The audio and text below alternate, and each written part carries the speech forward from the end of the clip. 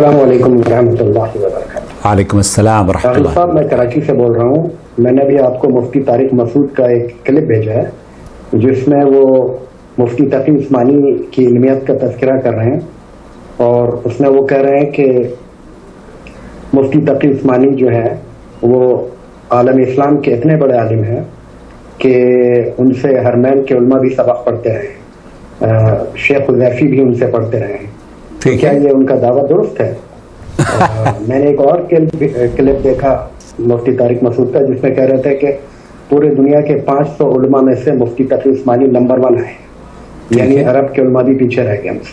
ٹھیک ہے، تو یہ مفتی طارق مسعود کا یہ سب جو یہ دعویٰ ہے کیا یہ درست ہے؟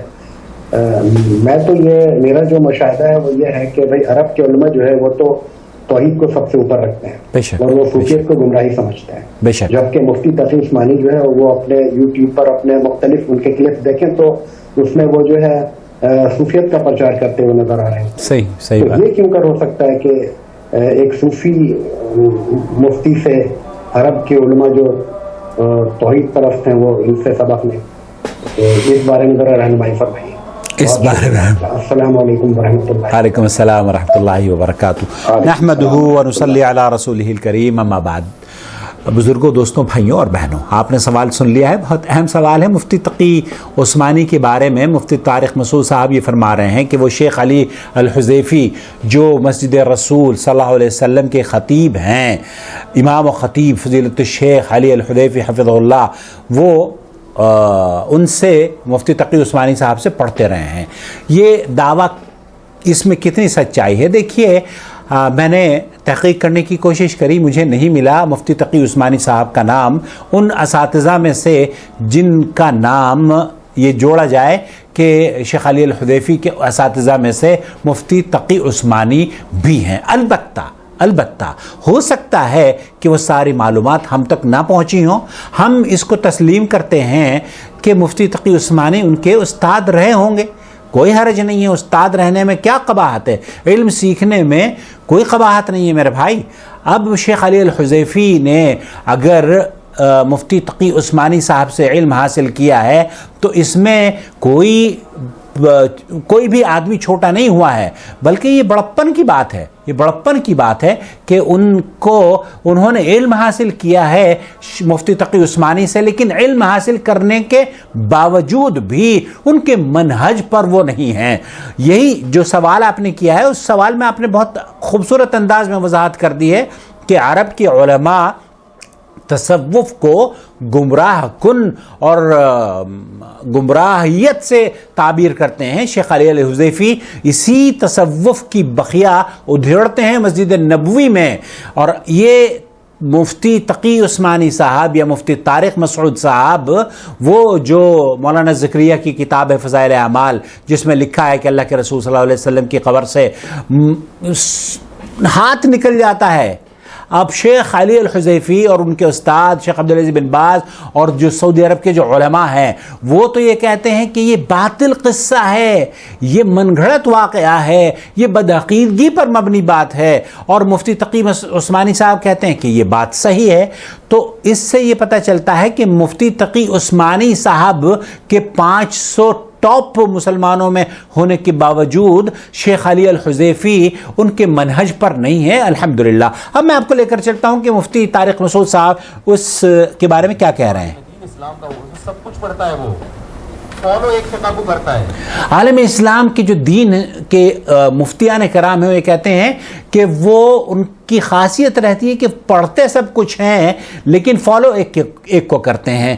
یہ بالکل کسی حد تک بات کو یہ درست کہہ رہے ہیں کہ پڑھتے سب کچھ ہیں، جس طریقے سے سب کچھ تقی عثمانی صاحب نے یا طارق مسعود صاحب نے پڑھا ہے، اسی طریقے سے سب کچھ شیخ علی الحذیفی نے بھی پڑھا ہے، اور پڑھنے کے بعد ہی وہ اس نتیجے پر پہنچے ہیں کہ یہ تصوف جو ہے کوڑا کرکٹ ہے، اس سے متاثر نہیں ہوئے وہ۔ مفتی تقی عثمانی صاحب عالم دین ہے، صرف فقہ حنفی کے عالم نہیں ہیں. اس میں بھی کوئی دو رائے نہیں ہے. مفتی تقی عثمانی صاحب عالم دین ہیں. ہم انہیں ان کی علمیت کا ہمیں اعتبار ہے اور ہم ان کو بطور عالم دین قبول بھی کرتے ہیں. دنیا ان کو قبول کرتی ہے. ہم اگر نہ قبول کریں تو یہ ہماری، میں سمجھتا ہوں کہ کوئی بھی ان کو یہ نہیں کہے گا کہ عالم دین نہیں ہے. فالو کس کو کر رہے ہیں؟ حنفی فقہ کو. فالو حنفی فقہ کو کر رہے ہیں. یہاں بات یہ سمجھ میں آتی ہے کہ مفتی تقی عثمانی صاحب اور مفتی طارق مسعود صاحب سے اگر ہم یہ پوچھ لیں کہ آپ فقہ حنفی کو کیوں فالو کر رہے ہیں، آپ کو اللہ تعالیٰ نے کہا تھا کہ فقہ حنفی کو فالو کرنا، آپ کو اللہ کے رسول صلی اللہ علیہ وسلم نے کہا تھا کہ فقہ حنفی کو فالو کرنا، آپ کو امام ابو حنیفہ رحمۃ اللہ علیہ نے کہا تھا کہ فقہ حنفی کو فالو کرنا، تو پھر مفتی طارق مسعود صاحب، مفتی تقی عثمانی صاحب، آپ فقہ حنفی کو کیوں فالو کر رہے ہیں؟ خود ساختہ مذہب بنا کر اسی کی آپ ترویج کر رہے ہیں. یہی وجہ ہے کہ مولانا جناب فضیلت الشیخ علی الحذیفی حفظہ اللہ نے وہ علم تو حاصل کیا ہے لیکن انہوں نے اس مذہب کو فالو نہیں کیا. یہ تو اس کی علامت ہے کہ جو اتنا بڑا علامہ ہو کے بھی ایک فقہ کو فالو کر رہا ہے، اسی سے عبرت حاصل کر لو. وہ اسی سے عبرت آپ حاصل کر لیں مفتی طارق مسعود صاحب کہ اتنے بڑے عالم کے شاگرد ہیں اور انہوں نے مسجد نبوی کے امام اور خطیب بھی ہیں، لیکن وہ کسی خاص مکتب فکر کو فالو نہیں کرتے. شیخ عبدالعزیز بن باز جو مفتی سعودی عرب ہیں اور دیگر علماء کے فتاوجات آپ کی خدمت میں ہم پیش کرتے ہیں. یہاں آپ دیکھ لیجئے کہ کس طریقے سے ان ائمہ کے بارے میں حرمین کے جو خطبات ہیں ہم آپ کی خدمت میں ہمارے چینل پر موجود ہیں، وہاں پر بھی ہمیشہ قرآن اور سنت کی بات ہوتی ہے. خلاصہ کلام یہ ہوا کہ مفتی طارق مسعود صاحب کا یہ کہنا اور ان کو مفتی تقی عثمانی صاحب کی علمیت اس لیے ظاہر کرنا کہ چونکہ وہ علی الحذیفی کے استاد ہیں اور وہ اس لیے 500 بڑے مسلم علماء میں ان کا شمار ہوتا ہے، اس میں کوئی دو رائے نہیں ہے. ہم ان کو عالم شمار کرتے ہیں، 500 کیا بلکہ ہم دنیا کا سب سے بڑا عالم اگر ان کو سمجھ لیں تب بھی کوئی قباحت نہیں ہے. ہم آپ کی بات کو تسلیم کر لیں گے، آپ کی رائے کا احترام کر لیں گے، لیکن ایک عالم کا عالم ہونا الگ بات ہے اور حق پر ہونا دوسری بات ہے. مفتی تقی عثمانی صاحب کی ویڈیو میں نے یہاں بھیجی، آپ نے دیکھی ہوگی.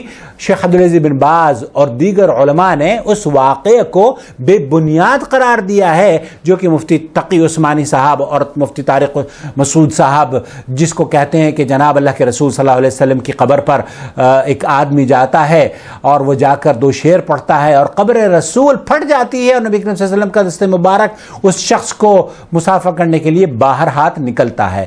ہماری سمجھ سے یہ بات بالکل باہر ہے اور اللہ کا شکر ہے ہم یہ بات سمجھنا بھی نہیں چاہتے. آپ بھی نہ سمجھے تو اچھا ہے.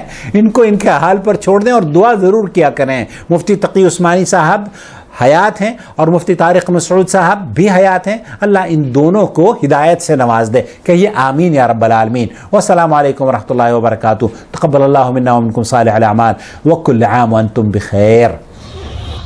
شهر رمضان الذي أنزل فيه القرآن هدى للناس وبينات من الهدى والفرقان.